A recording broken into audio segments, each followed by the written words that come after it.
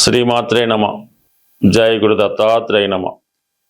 మిథున రాశి వారికి 2026 ఆగస్టు నెల మాస ఫలితాలు తెలుసుకునే ప్రయత్నంలో ప్రధానంగా ఏదైనా ఒక రాశి గురించి మనం తెలుసుకునేటప్పుడు ఆ రాశ్యాధిపతి ప్రధానంగా లీడ్ చేయడం జరుగుతూ ఉంటుంది. ప్రస్తుతం బుధుడు మనకి మిథున రాశి అందే సంచరించడం జరుగుతుంది సెప్టెంబర్ 5వ తారీఖు వరకు కూడా.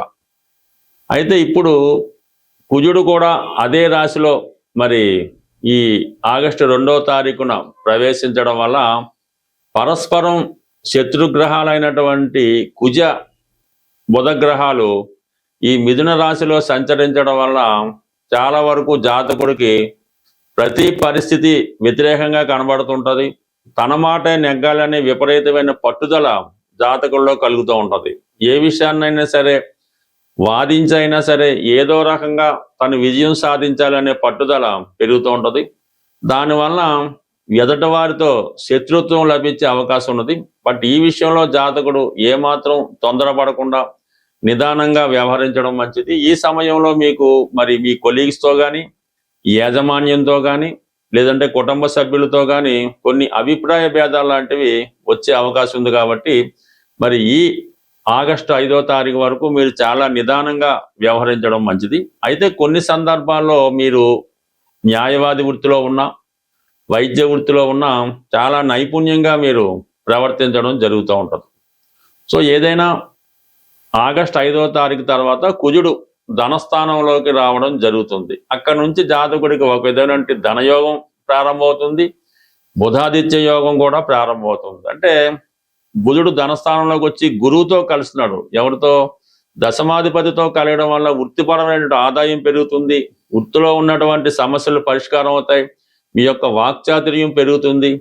అలాగే సప్తమాధిపతితో కలిసి ఉండడం వలన జీవిత భాగస్వామి సహకారం కలుగుతుంది, జీవిత భాగస్వామి యొక్క ఆదాయం పెరుగుతుంది.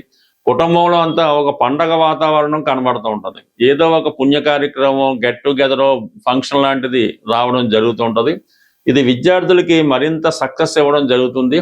అలాగే ఆధ్యాత్మిక రంగంలో ఉన్న వాళ్ళకి, దైవభక్తిలో ఉన్న వాళ్ళకి ఇది చాలా సంతృప్తికరమైనటువంటి, అంటే కుటుంబ సభ్యులందరూ కూడా సహకరించడం వల్ల అయితేనే, అందరూ ఒకే మాట మీద ఉండడం వల్ల అయితేనే జాతకుడికి వ్యక్తిగతంగా గౌరవ ప్రతిష్టలు పెరుగుతూ ఉంటాయి, తన మాటకి విలువ పెరుగుతూ ఉంటుంది, ఆర్థిక పరంగా కూడా అనుకూలంగా ఉంటుంది. ఇది పౌరోహిత్యం చేస్తున్నా, జ్యోతిష్యం చెప్తున్నా, ఎందులో అయినా సరే మీకు మంచి డెవలప్మెంట్ కనబడుతూ ఉంటుంది. దాంతో ప్రత్యేకంగా ఈ సెప్టెంబర్ 17వ తారీఖు వరకు రవిగ్రహం కూడా అక్కడే ఉండడం వల్ల మరి ప్రభుత్వ పథకాలు మీకు అనుకూలంగా వస్తాయి. అధికార హోదా ఉన్నటువంటి నాయకులు లాంటి వాళ్ళు మీ కుటుంబాన్ని విజిట్ చేయడం కానీ, మీతో కలవాలని అపాయింట్మెంట్ తీసుకోవడానికి ప్రయత్నం చేస్తూ ఉంటారు. మరి ఈ 17వ తారీఖు వరకు ఏర్పడినటువంటి బుధాదిత్య యోగం మీలో ఉన్నటువంటి నైపుణ్యాన్ని మరింత పెంచే అవకాశం ఉంది. మీ యొక్క వాక్చాతుర్యానికి తగిన ప్రాధాన్యత కూడా లభించే అవకాశం ఉంది. మొత్తం మీద జాతకుడికి ఇంచుమించుగా ఈ వారం, ఈ నెలంతా కూడా ధనయోగాలు ఏర్పడే అవకాశం ఉంది. సెప్టెంబర్ 17 తర్వాత తృతీయ స్థానంలోకి రవి మారడం జరుగుతుంటుంది.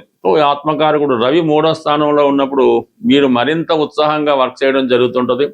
మంచి ప్రొఫెషన్లో ఉన్నటువంటి మిత్రులు మీకు ఏర్పడడం జరుగుతుంటుంది. మీ సలహా సంప్రదింపులతో ఈ వృత్తిలో కానీ రాజకీయాల్లో ఎందులో ఉన్నా సరే మీకు ప్రాధాన్యత రావడం జరుగుతూ ఉంటుంది సెప్టెంబర్ 17 తర్వాత.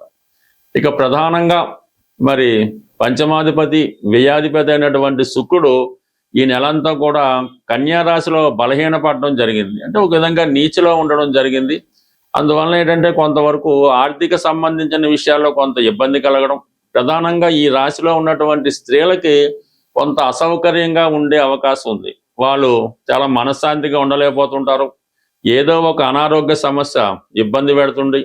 వృత్తిపరంగా అనేక సమస్యలు ఎదురవుతుంటాయి. ఎందుకంటే చతుర్థంలో ఉన్నటువంటి శుక్రుడికి మరి దశమంలో ఉన్నటువంటి శని వక్రించి మరి మీకు ఈ శని భగవాన్ని, అదే శుక్రుడిని వీక్షించడం వల్ల ఏంటంటే ఇది స్త్రీలకి చాలా ఇబ్బందికరంగా ఉంటుంది. అయితే ఏదన్నా దూర ప్రాంతంలో ఉద్యోగం కొరకు ప్రయత్నం చేసే స్త్రీలకి కొంత అవకాశం అయితే అవకాశం ఉంది. బట్ ఏదైనా ఈ రాశిలో ఉన్నటువంటి స్త్రీల మాత్రం అటు ఆరోగ్య విషయాల్లోనూ, వ్యక్తిగత విషయాల్లోనూ, మీ నేమ్ అండ్ ఫేమ్ విషయంలోనూ కొన్ని అపనిందలు రాకుండా జాగ్రత్త పడడం అన్నది మంచిది. ఇక ప్రధానంగా ఈ నెలలోనే వచ్చినటువంటి మరొక మార్పు ఏంటంటే ప్రస్తుతం దశమ స్థానంలో ఉన్నటువంటి శని భగవానుడు వక్రగమనం పొందుతున్నాడు. ఈ వక్రగమనంలో ఉన్నప్పుడు వర్క్ ఎక్కువ పెరుగుతూ ఉంటుంది అన్నమాట. ఎంత పని చేసినా కూడా ఇంకా పని చేయాలంటుంది. మీలో కూడా ఎక్కువ గంటలు పని చేయాలనే ఆసక్తి కూడా కలుగుతూ ఉంటుంది. అలాగే ప్రస్తుతం చేస్తున్న వృత్తితో పాటు అదనపు వృత్తి కూడా చేపట్టడం జరుగుతూ ఉంటుంది. అంటే గతంలో మీకు కొన్ని అవకాశాలు దగ్గరగా వచ్చి అవి మిస్ అయి ఉంటే మళ్ళీ తిరిగి ప్రయత్నం చేయడం వల్ల అవి మీకు ఫలించే అవకాశం ఉన్నది. అంటే సాధారణంగా ఈ మిథున రాశి వారికి ఈ శని మిత్రగ్రహం అయినప్పుడు కూడా అష్టమాధిపత్యం ఉండడం వల్ల, భాగ్యాధిపతిగా విదేశ ప్రయత్నాలు ఫలించినప్పుడు కూడా అష్టమ స్థానాధిపతిగా దశమ స్థానంలో ఉండడం వల్ల గతంలో మీరు ఏదైనా ఒక ఉద్యోగానికో విదేశ ప్రయత్నానికో పాస్పోర్ట్కో ప్రయత్నం చేసి ఫెయిల్ అయి ఉన్నా, కొన్ని కారణాల వల్ల ఈ విదేశంలో ఉన్నటువంటి ప్రయత్నాలు ఈ గ్రీన్ కార్డ్ అని ఇటువంటివి ఏమైనా మీకు ఆగిపోయి ఉంటే తిరిగి ఈ సమయంలో మీరు ప్రయత్నం చేయడం వల్ల వాటిని పొందే అవకాశం ఉంది. అలాగే వృత్తిపరంగా మీరు గతంలో ఎదుర్కొన్నటువంటి ఇబ్బందులు సమస్యలు ఏవైనా ఉంటే అవి ఈ సమయంలో పరిష్కరించడం జరుగుతూ ఉంటుంది. ఆగిపోయినటువంటి ప్రమోషన్ లాంటిది కూడా ఈ సమయంలో మీరు పొందే అవకాశం ఉన్నది. అంటే ఓవరాల్గా మిథున రాశి వారికి ఈ నెలంతా కూడా ఈ గురువు సంబంధించినటువంటి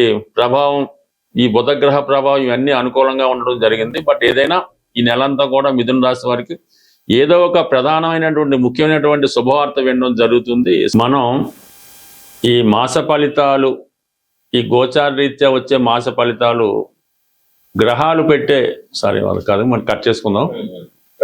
ఏదైనా మనకి గోచార రీత్యా వచ్చే సమస్యలు మనం ఈ పరిహారాల ద్వారా కంప్లీట్గా వాటిని పరిష్కరించుకునే మార్గాలు చాలా వరకు మనకి ఋషులు చెప్పడం జరిగింది. అంటే మనకి ఇప్పుడు ఏలినాటి శని వచ్చింది, అది ఖచ్చితంగా ఆ ప్రభావం అనుభవించాలంటే అది ఖచ్చితంగా అయితే కాదు, మన చర్యల ద్వారా, మన క్రియల ద్వారా, మన ఆత్మబలంతో ఇటువంటి ఏలినాటి శని అవ్వచ్చు, అష్టమ శని అవచ్చు, ప్రతిదాన్ని కూడా మనం మనకి అనుకూలంగా మార్చుకోవడానికి అనేక ప్రయత్నాలు మనకి పెద్దవారు చెప్పడం జరిగింది.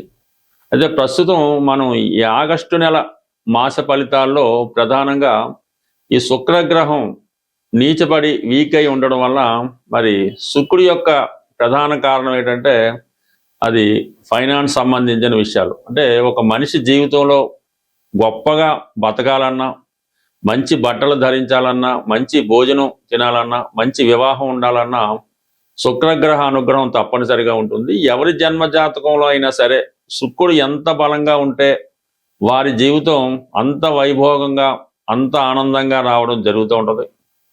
మరి ఎవరి జన్మ జాతకంలో అయినా శుక్రుడు బలహీనంగా ఉండి పాపగ్రహాలతో చూడబడినప్పుడు, కలిసినప్పుడు వారి జీవితం చాలా ఇబ్బందికరంగా ఉంటుందన్నమాట. మరి ఒకళ్ళు పెట్టిన భోజనం తినడం, మరి వస్త్రాలు కూడా సరైనవి ధరించలేకపోవడం, సరైనటువంటి పడక నిద్ర లేకపోవడం, ఇవన్నీ కూడా జాతకుడిని చాలా ఇబ్బంది పెడుతుంటాయి. కాబట్టి మరి ప్రస్తుతం ఎవరైనా సరే ఈ ఆగస్టు నెలలో కంపల్సరిగా శుక్రగ్రహ అనుగ్రహం పొందవలసి ఉంటుంది. ఎందుకంటే కంపల్సరిగా శుక్రుడు బలంగా ఉన్నప్పుడు ఫైనాన్స్ రొటేషన్ తగ్గుతూ ఉంటుంది, ఆర్థిక పరమైన ఇబ్బందులు వస్తుంటాయి, స్త్రీలు అనేక రకాల సమస్యలు ఎదుర్కొంటూ ఉంటారు, స్త్రీల వలన మనకి సమస్యలు రావడం జరుగుతుంటుంది. కాబట్టి కంపల్సరిగా ఈ వారం లక్ష్మీ అమ్మవారిని కంప్లీట్గా మీరు పూజించుకోవాల్సి వస్తుంది.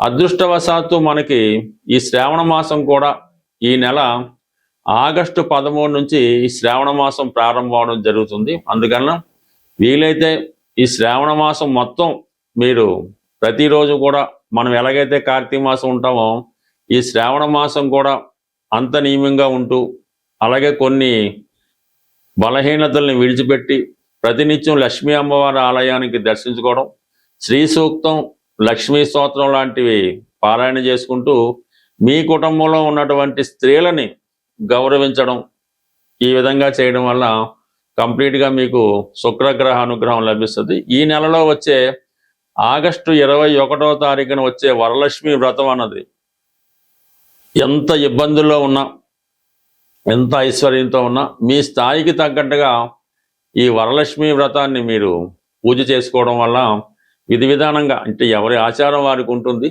కంప్లీట్గా మీరు ఈ వరలక్ష్మి వ్రతాన్ని ఆచరించడం, ఏదైనా ఒక ప్రముఖ దేవాలయాన్ని దర్శించడం, అలాగే ఆ సమయంలో మీరు కంప్లీట్గా ఆ రోజు నియమంగా ఉంటూ స్త్రీలను గౌరవించడం ద్వారా మీ ఇంట్లో ఉన్నటువంటి స్త్రీలందరికీ కూడా వాళ్ళకి ఇష్టమైనటువంటి వస్త్రాలు అవ్వచ్చు, బంగారు ఆభరణాలు అవ్వచ్చు, ఏదో ఒక బహుమతి మీ కుటుంబంలో స్త్రీలకి ఇవ్వడం వల్ల అది సాక్షాత్తు అమ్మవారికే చెందుతుందన్నమాట. అటువంటి ప్రయత్నం మీరు చేయండి. ఉన్నంతలో ఉన్నంత చేసుకోవడం వల్ల కంప్లీట్గా మీకు ఈ లక్ష్మీదేవి అనుగ్రహం ఈ ఆగస్టు నెల, అలాగే ఆగస్టు 13 నుంచి ప్రారంభమయ్యే శ్రావణ మాసం, వరలక్ష్మి వ్రతం ఇవన్నీ కూడా మీకు అనుకూలంగా మారడం జరుగుతుంది. అది ఏదైనా కొత్తగా వ్యాపారం పెడదాం అనుకున్న వాళ్ళు ఆగస్టు 11 తర్వాత, అంటే గురుమౌఢ్యం పోతుంది, గురువు మళ్ళా ఫామ్లోకి రావడం జరుగుతుంది కాబట్టి ఆగస్టు 11 తర్వాత ధనానికి సంబంధించినటువంటి వ్యవహారాలు ఏవైనా ఆగస్టు 11 తర్వాత ప్రారంభించుకుంటే దాని తర్వాత మీకు ఆర్థిక పరంగా అనుకూలంగా ఉంటుంది. ఈ గురుమౌఢ్యంలో ఏదైనా కొత్త వ్యాపారం పెట్టినా, వివాహం చేసుకున్న, శుభకార్యాలు చేసినా అవి అప్పటికే కాకుండా జీవితాంతం దాని ప్రభావం మన మీద ఉంటుంది. కాబట్టి మీరు ఏదైనా శుభకార్యాలు, వ్యాపారాలు ఆగస్టు 11 తర్వాత ప్రారంభించుకుంటే శుభంగా ఉంటుంది. స్వస్తి.